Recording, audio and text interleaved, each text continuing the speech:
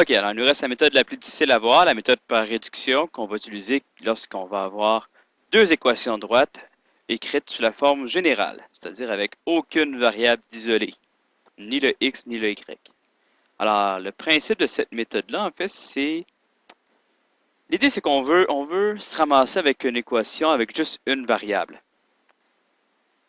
Et là, ce que j'ai le droit de faire, c'est que je peux multiplier une équation. Donc là, on a deux équations. 2x moins 3y est égal à moins 1.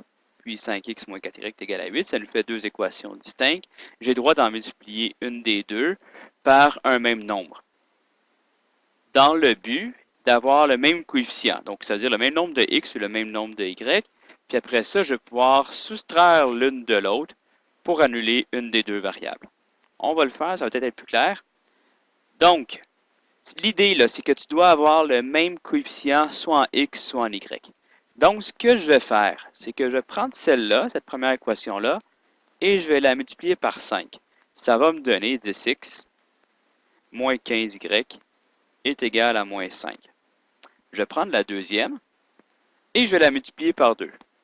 Donc, ça va donner 10x moins 8y est égal à 16.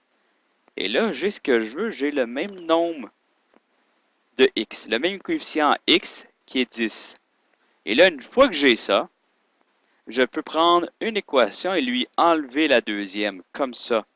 Je vais prendre la première, 10x moins 15y est égal à moins 5, et je vais soustraire la deuxième, 10x moins 8y est égal à 16. Et en faisant ça, 10x moins 10x, ça va annuler les x, et il va me rester des y, et donc je vais être bien heureux. Donc, moins 15y moins 8y, ça fait moins 15 plus 8.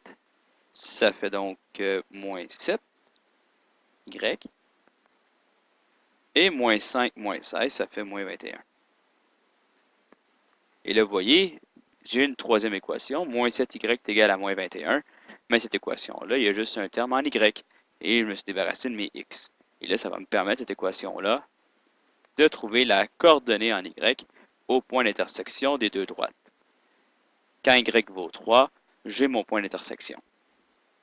Alors, je multiplie les équations. Je pourrais en multiplier juste une des deux. Je peux multiplier les deux pour avoir le même coefficient, soit en x, soit en y. Et en soustrayant les deux équations, bien, ça annule la variable qui avait le même coefficient dans les deux équations. Et donc, ça me permet d'isoler la deuxième variable et de trouver sa valeur au point d'intersection.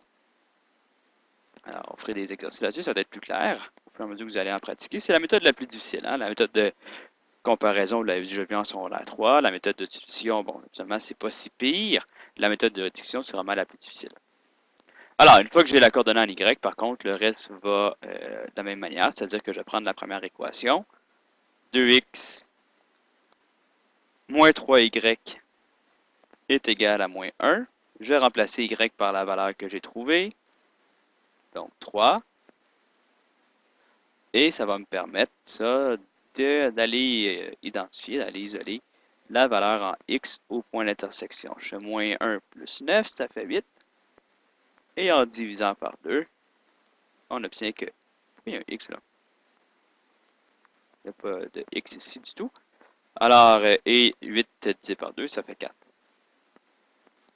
Et donc, le point d'intersection serait le point 4 en x et 3 en y. Bon, même chose que d'habitude. On va valider notre réponse. Alors, on va prendre la deuxième équation. Cette fois-ci, n'oubliez pas de le faire, la validation. Il y a beaucoup d'élèves qui ne le font pas à chaque année. Puis à chaque fois, vous perdez des points. Alors, faites attention, faites-le. Allez valider votre réponse. C'est égal à 8. D'ailleurs, dans vos exercices, là, dans vos documents, je veux que ça soit fait. Et là, je vais... Donc, si je fais 5 fois 4 moins 4 fois 3, ça va donner 20 moins 12, ce qui va bien donner 8. Alors voilà, comme 8, comme ça répond bien à l'égalité, ça respecte bien l'égalité, le point 4,3 est sur la deuxième droite également, et le point 4,3 est donc notre point d'intersection.